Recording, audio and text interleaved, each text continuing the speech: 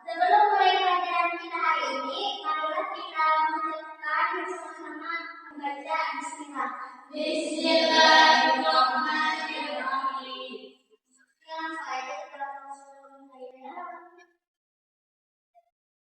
Yang pertama itu adalah pengertian sifat wajib bagi Allah.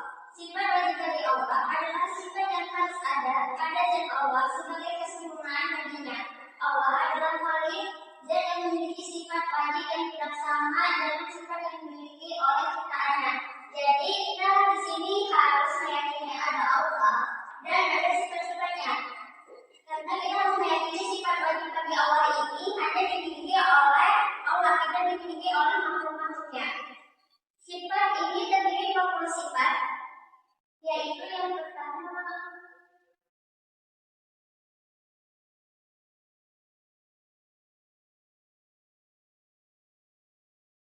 ada, lawanannya ada, artinya tidak ada. Di sini ada dalil, maksud saja dalil ini menjelaskan bahwa di sini kita harus mencari tahu tentang ciptaan-ciptaannya saja, tetapi tidak dengan zat-zat Allah, karena kita di sini tidak akan mampu mencari tahu bagaimana sifat Allah, bagaimana rupa Allah, bagaimana ciri-ciri Allah, bagaimana mulutnya, kita tidak akan mampu. Dan di dalam dalil lain ada berbunyi berdalil wala jadi haji makhluk hati. Yang di sini menjelaskan dalil ini adanya makhluk. Berarti kalau ada makhluk otomatis adanya Allah. Tidak mungkin kalau kita ada dulu dan seorang itu tidak mungkin ya. Tetapi Allah itu tidak bertempat. Allah itu tidak di kiri, di kanan, di atas, di bawah. Tapi Allah itu ada di mana-mana. Ada yang mengatakan bahwa Allah itu di atas langit. Sebenarnya itu salah. Karena di dalam hadis itu ada yang keliru-keliru bacanya kayak ada yang kurang paham, ada yang salah aja baca hadisnya, ada yang kurang aja juga. Sebenarnya itu tidak bertempat. Contohnya aja baca yang keliru di kisah Isra Mi'rajnya Nabi Muhammad SAW yang berjumpa dengan Allah langsung di atas langit, apa namanya, ada yang tahu? Tidak tahu. Nah, di situ orang berdialog berkenaan gitu. Padahal itu adalah tempat istimewanya untuk Rasulullah SAW untuk terkabulnya doa. Bukan berarti itu Allah ada di atas langit.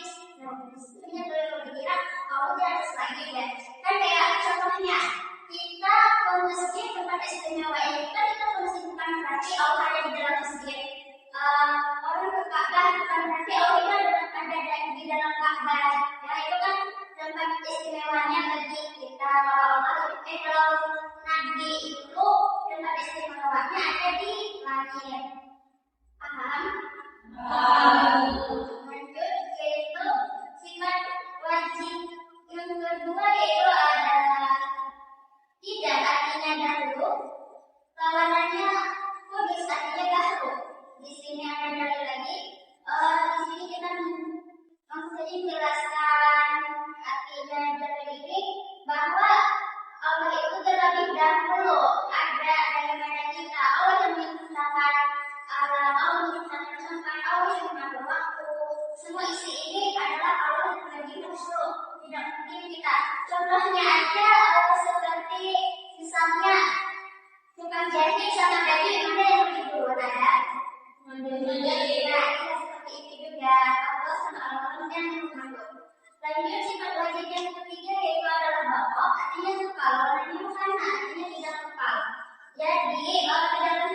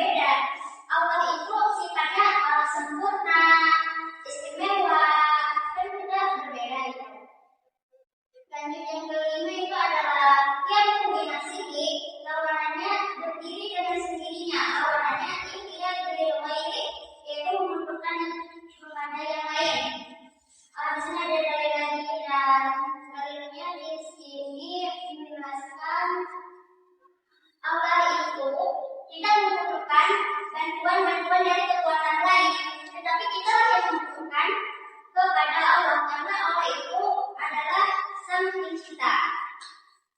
Lalu enam itu adalah wahdania. Artinya Esa, kawannya ma'adud, artinya lebih dari satu. Jadi di sini kita meyakini bahwa Allah itu hanya satu, tidak lebih. Yang kedua yaitu adalah kuat, artinya kuasa, lawanannya udun, artinya lemah. Jadi di sini seperti jadi di dalam hadis ini kita ambil contoh misalnya di Al-Qur'an ini ada seorang yang sangat berkuasa.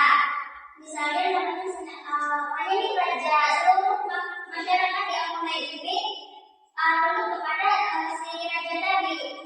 Tetapi raja ini berkuasa, tapi kuasanya sangat terbatas.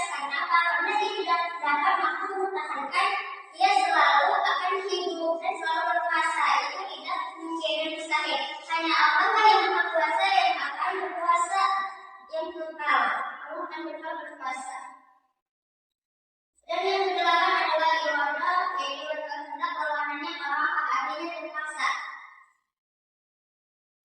Di sini ada dalil. Jadi di sini sebagai informasi, misalnya emang manusia ini emang mempunyai kehendak, tapi kehendaknya itu kita pasti meminta dulu.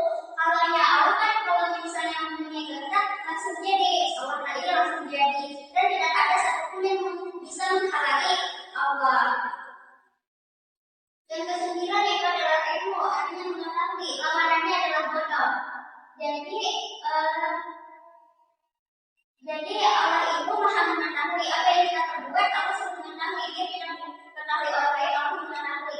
Dan Allah itu mengetahui, misalnya kan Allah ini membuat alam ini, Allah itu sudah tahu tujuannya membuat alam ini untuk apa. Yang ke-10 yaitu adalah hayat, artinya hidup, lawanannya adalah mautun, artinya mati. Jadi Allah itu maha hidup. Allah itu tidak akan mati, Allah itu akan kekal hidup selamanya. Tetapi Allah disinilah yang mengatur kehidupan manusia atau makhluk. Yang ke-11 adalah sama, yaitu mendengar, lawanannya sumur, artinya tuli. Jadi di sini Allah maha mendengar. Apapun yang kita bicarakan, walaupun dalam hati, Allah itu tetap mendengar.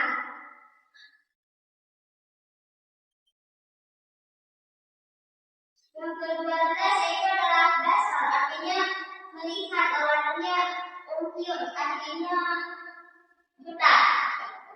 Di sini Allah itu maha melihat, maha mengetahui. Ini semuanya sih sebenarnya saya mengetahui tadi. Di sini Allah ini contohnya aja misalnya di lautan kita, misalnya di lautan sekarang ada semut. Padahal kita sudah tahu bahwa sudah ada semut, tetapi kita tidak mampu melihat semut di sekitar laut, tetapi Allah mampu melihatnya. Yang ketiga itu adalah Allah, yaitu berbicara, lawanannya artinya bisu. Jadi Allah ini maha berbicara atau berfirman. Yang ke-14 itu qadiran, maha kuasa, lawanannya adalah artinya lemah. Ini penjelasannya sama seperti kalau ukuran irada itu tadi, jadi kita harus dijelaskannya. Kemudian ini sama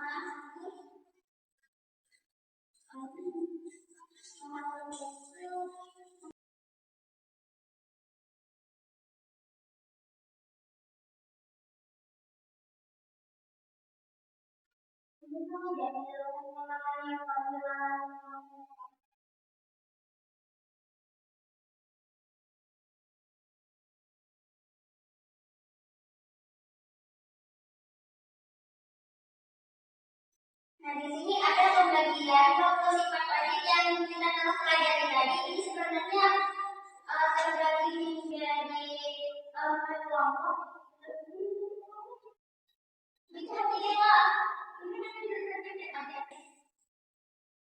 Pengertian jais sifat jais.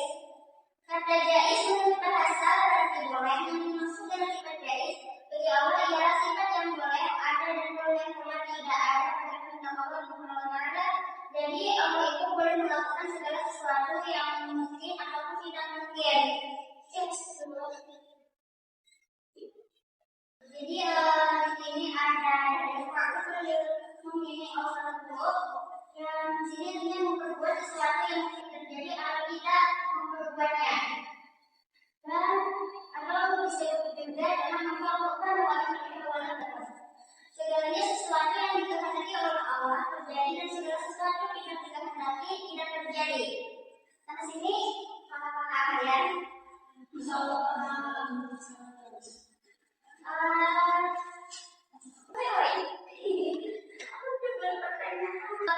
Wujud artinya apa? Apakah Allah di tempat?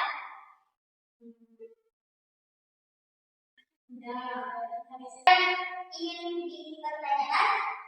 Ya. Ingin bertanya bu. Jadi pertanyaannya, mengapa mengenal sifat wajib bagi Allah meningkatkan keimanan kita? Oke, jadi karena kita mempelajari sifat wajib bagi Allah ini, awal-awalnya kan kita tidak tahu itu kayak apa. Setelah kita tahu kan, jadi apa yang terjadi kan kita tahu menambah ilmu. Kan jadi apabila dia menguasai pemahaman yang dijelaskan tadi, jadi itu menambah ilmu kayak gitu kan. Jadi kalau kita luasnya menambah luas. Tapi yang ada kan?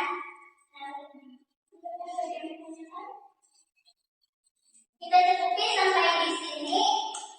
Wassalamualaikum warahmatullahi wabarakatuh. Waalaikumsalam warahmatullahi wabarakatuh.